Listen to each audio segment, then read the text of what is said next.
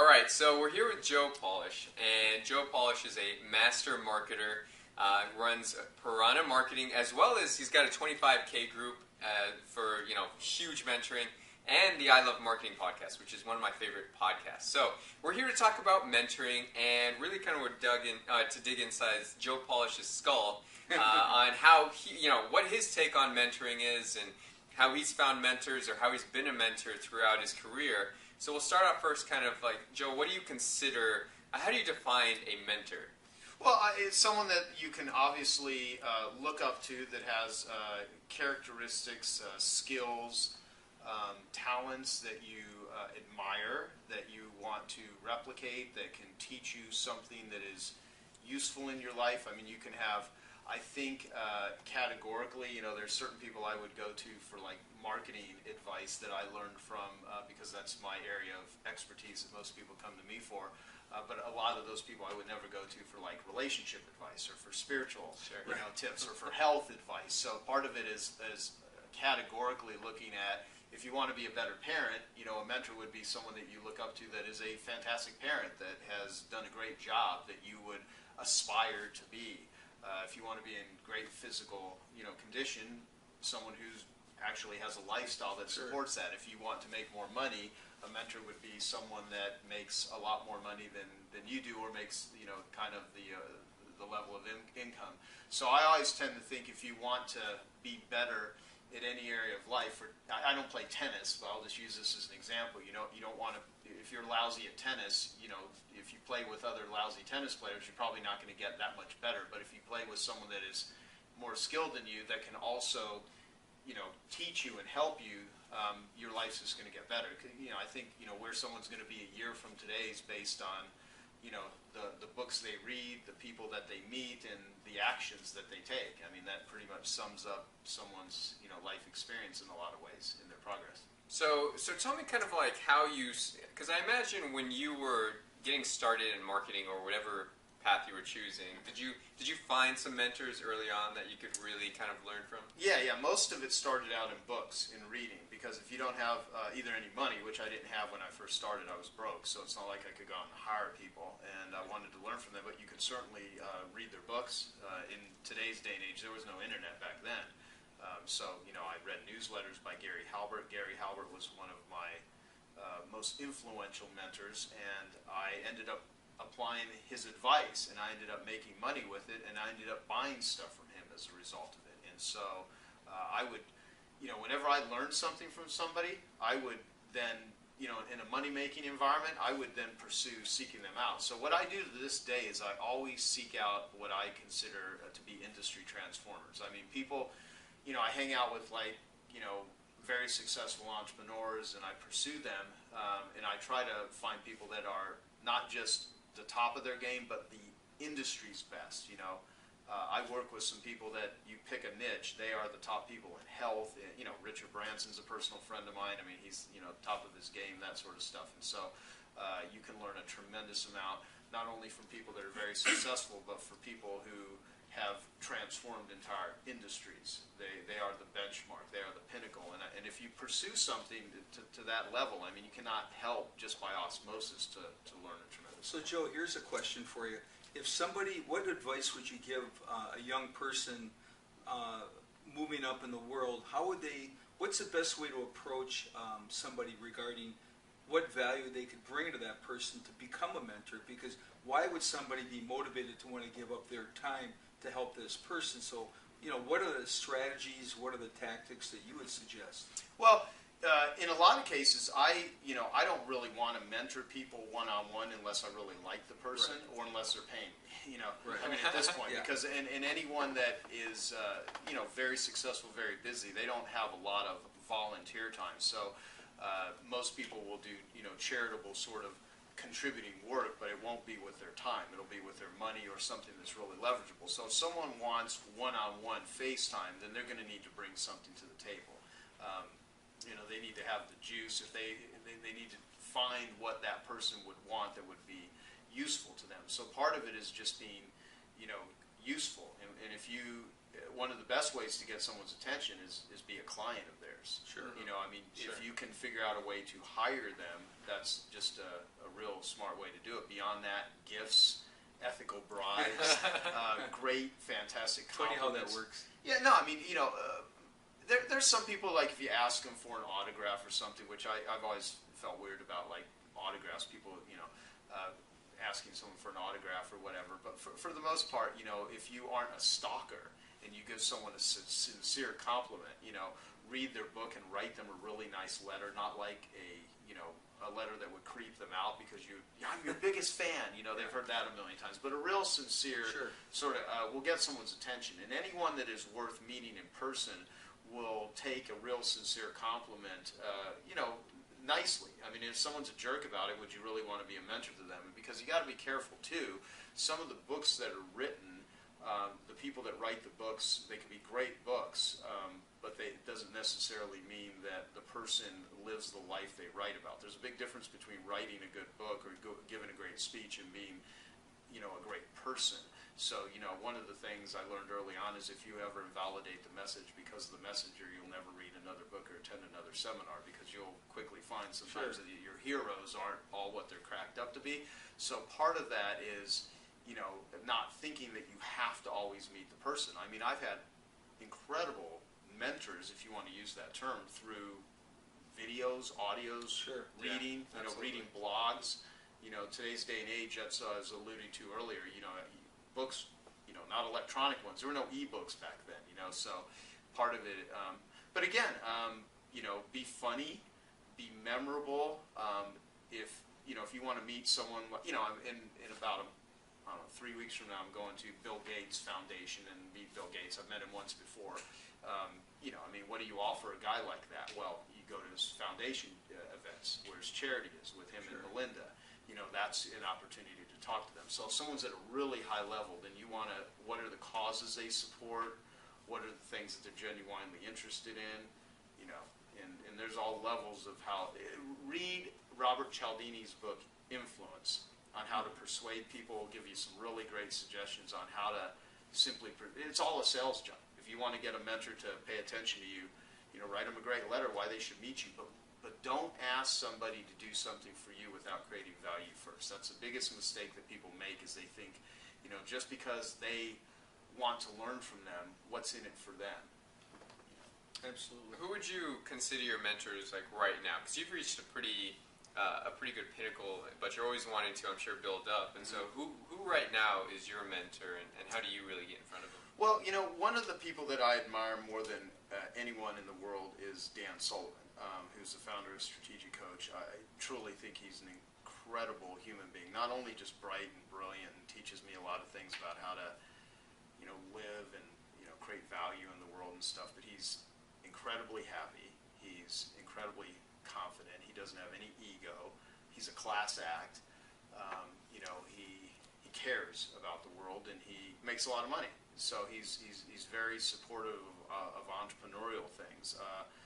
You know, in terms of people that I admire their ideas, you know, Dan Kennedy is a great marketer. There are certain people that no one would know that I would look up to for having great relationships.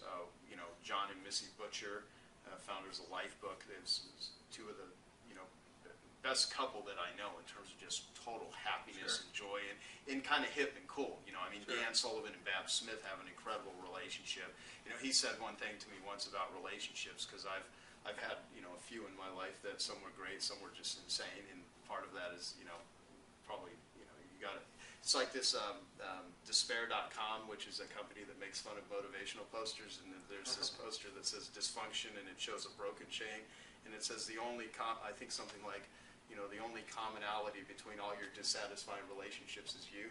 But, you know, Dan was telling me, he's like, you know, he goes, I spent a good portion of my life, you know, trying to, you know, work on relationships, and I got to the point where I just wanted a relationship that worked. You know, and so aligning yourself with people whose relationships at work. And so a lot of my 25K members, you know, Dr.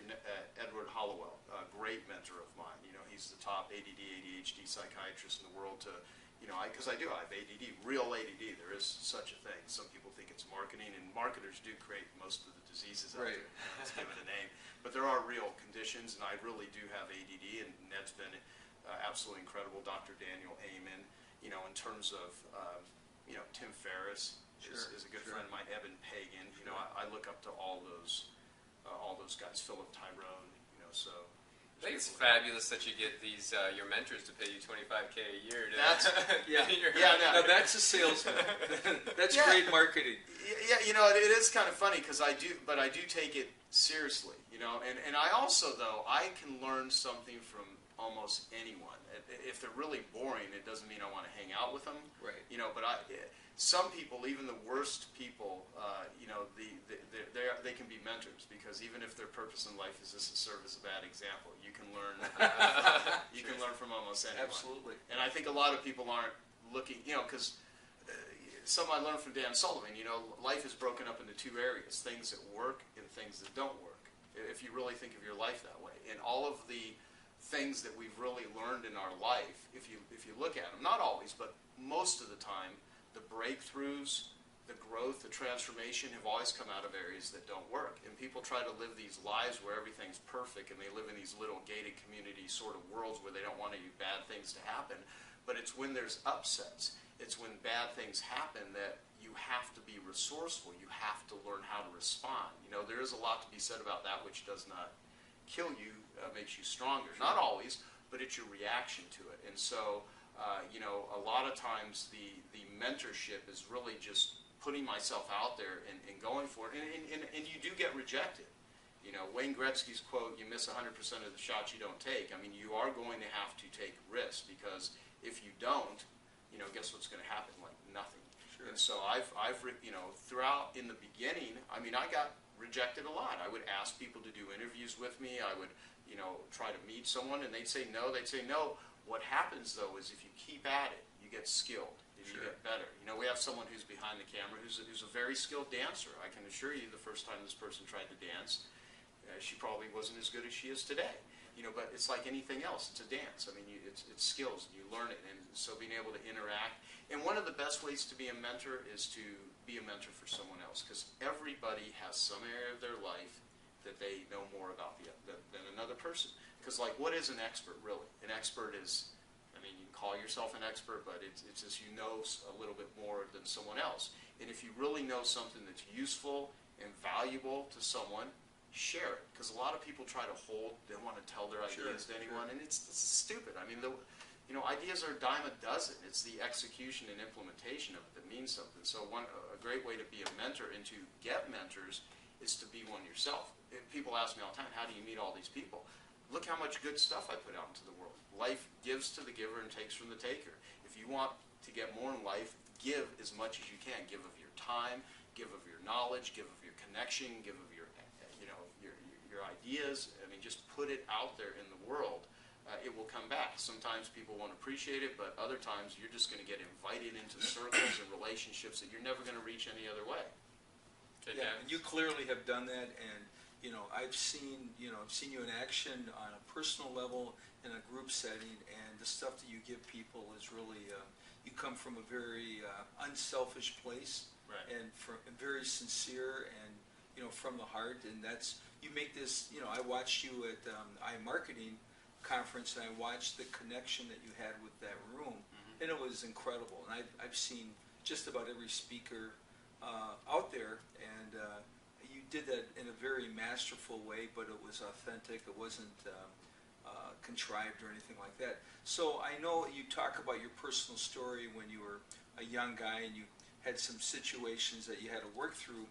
Who were those key people that pulled you to the other side? Because obviously there's someone out there that extended their hand and helped you. Yeah, earlier today I was in a Vistage group meeting, and there was a guy, John O'Leary, who when he was 9 years old, he was trying to just play with flames, and he was just trying to set a piece of cardboard on fire, and he had a 5-gallon thing of gasoline that he had picked up and in his parents' garage, and he was just trying to pour a little bit on there, but it was the vapors that were coming out, and the freaking gasoline tank exploded, and he burned 100 100% of his body was burned, 87% of it third-degree burns. The guy had, and now he's in his 30s, and he was speaking today. He spent 3.5 hours speaking. We bonded really well. We exchanged information and everything. And he had no fingers. I mean, he's just burned. And just what an incredible attitude this guy had. And one of the things he talked about that was so valuable to him was there was a baseball announcer. I can't even remember the guy's name, Jack something. But this guy came to visit him in a hospital bed and said, just really encouraging words to him. And he talked about how much that impacted him. And there's a lot of people that will talk about teachers in their life and different people that have come up and said something to them. And I cannot think of any of that in my childhood. Most of my childhood was spent in fear. I was incredibly shy. I was raised Catholic, so that could explain a lot. And heavy guilt. A lot of guilt. I remember I used to walk to school, and I used to pray as a little kid that I wouldn't get beat up because I used to get picked up on. So I was like a timid, scared, shy There's kid. some lofty goals there. And to not make this sound negative, because there was a lot of my forcing myself to learn how to do stuff in life, because it didn't start out good, and it wasn't good for a long time. And part of it is, so where I first got my original encouragement was reading. I actually kind of did it in a fantasy sort of way. I read books and stuff because not that it didn't happen, because I'm sure I had encouraging teachers and maybe some aunts and uncles, but I can't remember any of them. So most of it came in my adult life, and then a lot of it came through like 12-step groups and stuff. Because it's supposed to be anonymous, but I've found people that have been very helpful to me with struggles in my life and things like that. So a lot of it are just, and then you take a guy like Sean Stevenson, who was here earlier tonight. We had a meeting here for I Love Marketing, and Sean has been in, not only have I been a mentor to him in business, he's been a mentor to me in just my personal life, and so we've bonded. I always try to make it a reciprocal thing. I really want to develop a relationship that's valuable to me to a friendship level. Sure. Perfect. Yeah. I don't know if that answered the question. No, it did really well. And so how important do you think mentors are if somebody wants to really go to a very high level? I think it's critical. And if you talk about coaching, I'm in the coaching business, and this will sound kind of like a pitch. There's a book called Change or Die, written by Alan Dershowitz, and I think I said his name right. And he talks about that there's empirical evidence that proves that human beings will not change without help. And so in certain situations, people can, like take the Obama campaign, the first, Obama campaign, talking about two things, change and hope. Great message, but it requires change. It requires that to be real, not just to be a slogan. Because everyone can respond to change or hope, but changing is very hard. And there's the Maslow hierarchy of needs, but the real number one need, I think, for most people is to stay within their comfort zones. Right. And it's very hard for people to get out of their comfort zone. So the importance of it is critical. Finding people that can guide you, finding people that believe in you more than you believe in yourself. And understand this too. Let me say this before we wrap up, because it's really important. Because people always ask me, how do you connect with a lot of these people? And this is going to sound counterintuitive, but all human beings have some area of their life where not only they don't have a handle on it, but they're completely fucked up, living quiet lives of desperation, scared. We have times where we're confident, where we're giving, where we're, just concerned, and other times where we're self-centered, we're selfish, we're greedy. Human beings are a mixed bag of a bunch of different parts. Yep. And, that which seems so private is really public. The things that you think are the darkest thoughts, the craziest behaviors, the whole world is living in that sort of stuff. And I know that. I know that Richard Branson has parts of him that, he doesn't have confidence in. And if I could go in and pinpoint that and sort of like make fun of it, but not in a cruel way, but in a way to bond, that actually is a great rapport building method where you actually bust on people and use humor. That's why comedians can talk about stuff that if they said it seriously, they'd be like, oh my God, I can't believe they said that, but they put it into humor. But if you look at most really funny comedians, very dark past, Yes. tormented Sure. individuals that suffer from tons of anxiety and stress. The whole artist world of this massive world of creative people, there's a tremendous amount of torment. So part of developing like rapport with someone is really knowing that that exists and not pretending like everyone has their shit together, because people don't. And the more that you can be a real human being, the more that you can connect with Sure. people. And then if you can really help someone with that, even if it's just being a friend that can sit there and listen, I mean, that's a form of mentorship. I mean, most of the real heroes in the world aren't ones writing books about it. They're the people that are in hospice centers taking care of people that are dying every day, people that are taking care of people in burn clinics, AIDS clinics, nursing homes. I mean, those people are incredible, and so part of it, if all else fails, go volunteer at an AIDS clinic, go volunteer at a nursery home, and just help someone. I mean, that's just a great way to, but to answer your question, mentorship is huge. There's not a successful professional athlete or professional anything that is done it alone. They talk about financial independence. I don't know anyone that is financially independent. Anyone that is financially well off did it with a whole slew of help from a lot of other sure. people. Yes, absolutely. So and people say time is money. Time is not money. You don't hit your alarm clock and all of a sudden stacks of money show up. I mean, relationships are money. Relationships is where all the juice is. So. Great. All right. Wow, that was. I feel very energized right now. I feel like I just had 5 Red Bulls. No, that's very great stuff. Thank you so much. Yeah, thanks, Joe. Absolutely, yeah. So just be an elf person. And one last thing, because I just want to make sure I drag this out as long as possible. You can gauge the value of most relationships by how much you laugh together. And some people have no sense of humor. So one of my things, Dave Kekich, who's been in a wheelchair for over 35 years, he's paralyzed from the chest down. He has this one saying where life's easy if you live it the hard way, and hard if you live it the easy way. The hard way to live is really putting yourself out there, really working on something that matters, doing something that's significant. The easy way is sitting at home, bitching and complaining, watching TV. But life becomes easy when you do things the hard way. And he also says, things are seldom as bleak as they seem when they're going wrong, or seldom as good as they seem when they're going well. Lighten up, you'll live longer. So understand that when things are really bad and dark, it's not always going to be that way. And when things are fantastic and great, kind of just have a sort of Sure. a middle of the road sort of attitude, but laugh a lot. And you look at people that are eating in restaurants and they're not even looking or talking to each other. Yeah. You can pretty much gauge that's probably not a very enjoyable relationship. But if you're always laughing your ass off with someone, and you can bust on them, and you can do stuff, and that's enjoyable. I mean, and you can be sarcastic, but not cruel. That's a great way to live. Yeah. So people, if they enthusiasm covers many deficiencies, and so be as enthusiastic as you can, and you can probably go far in life. And reach out and get mentors, and do the same thing, and always give more than you get without expectations. And I think life will provide a lot back to you. So thanks for You got it. Thank you, Joe. Well, thank you. So Joe Polish's take on mentoring. Hope you enjoyed this behind-the-scenes look at the making of the book. So thanks again, man. You are Appreciate welcome. it. So thanks. Yeah, all right. thanks, Joe. Appreciate it. This definitely will be a bestseller. Absolutely. It better be.